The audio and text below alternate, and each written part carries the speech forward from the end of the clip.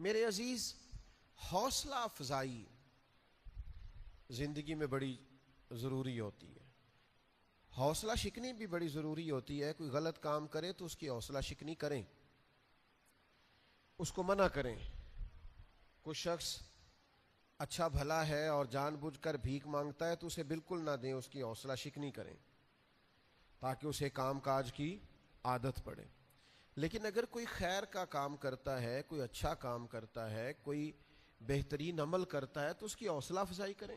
جیسے اللہ نے جگہ جگہ قرآن مجید میں ایمان والوں کی حوصلہ افزائی فرمائی ہے. ہم دونوں معاملات کے اندر کمزور ہوتے جا رہے ہیں. حوصلہ شکنی بھی نہیں کرتے، بزدل ہوتے ہیں، کیونکہ حوصلہ شکنی کرنے والوں کو لوگ برا کہتے ہیں. حوصلہ افزائی بھی نہیں کرتے کیونکہ کنجوس ہوتے ہیں، الا ماشاء اللہ. حوصلہ شکنی کریں، پتہ چلے آپ طاقتور ہیں، بزدل نہیں ہیں. حوصلہ افزائی کریں، پتہ چلے کہ آپ سخی ہیں، کنجوس نہیں ہیں. یہ جو حوصلہ افزائی ہے نا، یہ نکمے آدمی کو بھی کام کا بنا دیتی ہے.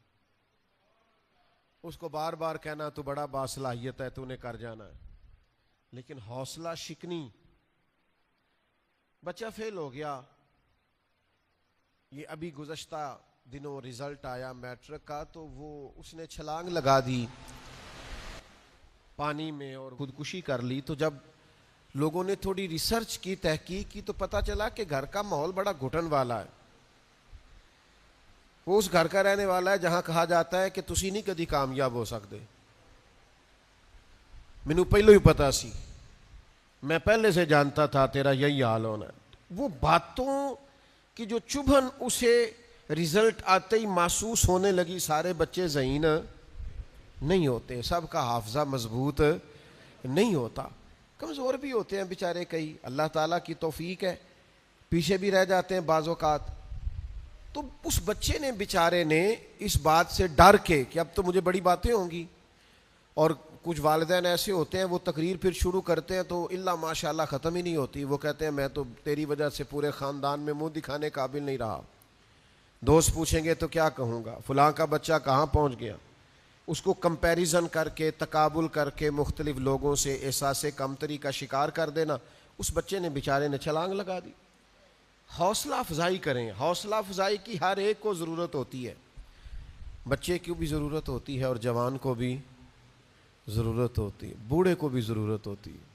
ہاں، حوصلہ افزائی کی ان پڑھ کو بھی ضرورت ہوتی ہے، اور پڑھے لکھے کو بھی ضرورت ہوتی ہے. حوصلہ افزائی کی ان لوگوں کو بھی ضرورت ہوتی ہے جو کارکن ہوتے ہیں، اور ان کو بھی ضرورت ہوتی ہے جو قائد ہوتے ہیں. حوصلہ افزائی کریں. یہ ذرا قرآن مجید کا انداز دیکھیں نا، اللہ تعالیٰ نے حوصلہ افزائی کی اہل ایمان کی. ان الذین آمنوا وعملوا الصالحات اولئک ھم خیر البریہ. فرمایا جو ایمان لا کر اچھے عمل کرے یہی تو ساری مخلوق سے افضل ہے. ان الذین آمنوا وعملوا الصالحات لہم اجر غیر ممنون. فرمایا جو ایمان لا کے اچھے عمل کرے گا میں تمہیں ایسا اجر دوں گا، ایسا اجر دوں گا، ایسا اجر دوں گا جو کبھی ختم ہی نہیں ہوگا. لہم اجر غیر ممنون. اور یہ سورہ بتین میں بھی ہے، لہم اجر غیر ممنون، ایسا اجر دوں گا جو کبھی ختم. تو یا اللہ سارا قیامت میں ملے گا؟ فرمایا نہیں، ان الذین آمنوا وعملوا الصالحات سیجعل لهم الرحمن ودا. جو ایمان لانے کے بعد اچھے عمل کرے گا نا، رحمان لوگوں کے دلوں میں اس کی محبت پیدا فرما دے. کیسی کیسی حوصلہ افزائی قرآن نے کی، کس کس طرح سے اللہ تعالیٰ نے اپنے بندوں کی توجہ دلائی، کس کس طرح مالک کریم نے نوازا. قل یا عبادی الذین اسرفوا علی انفسہم لا تقنطوا من رحمت اللہ.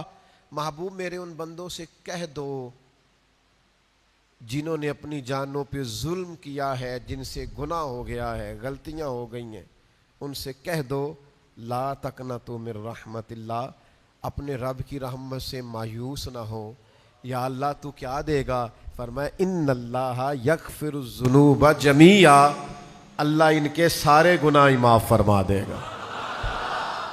ان سے کہو اپنے رب سے کی رحمت سے مایوس، کیسی کیسی تسلیاں ہیں، کیسا کیسا کمال ہے، کیسا انداز ہے کریمانہ، لیکن ہمارے ہاں تسلی دینے کا مزاج، حوصلہ افزائی کرنے کی طبیعت ہی نہیں ہوتی، ہمارا خیال ہی نہیں ہوتا، ہم اس طرف غور ہی نہیں کرتے۔